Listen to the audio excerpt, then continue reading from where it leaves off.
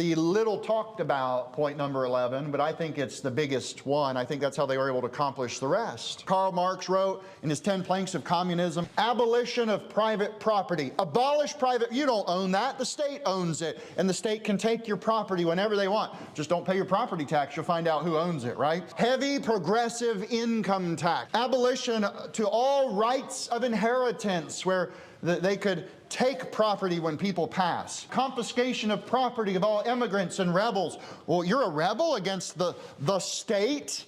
We don't like what you say. We're going to take your property. You no longer have the right to own something. A central bank. Who realizes we have one in America now? Not only do we have one in America, now we have one globally that controls who can lend and borrow and how much. $35 trillion in debt. The money doesn't exist, but they're going to tax your children to get it. That, or they're just going to collapse the system. Government control of communications and transportation. Now, do we live in that world today?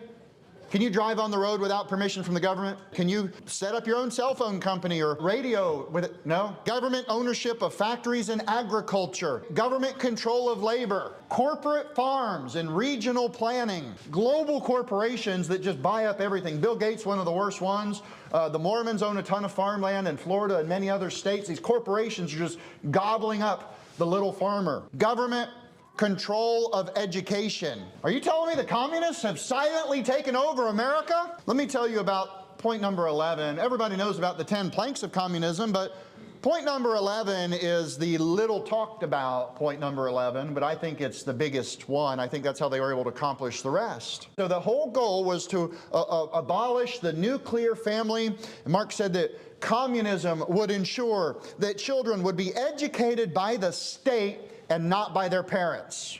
They wanted to make each child to grow up to be a good member of the state so we can mold their hearts and their mind to do whatever they want. The communists wanted to throw off family and marriage.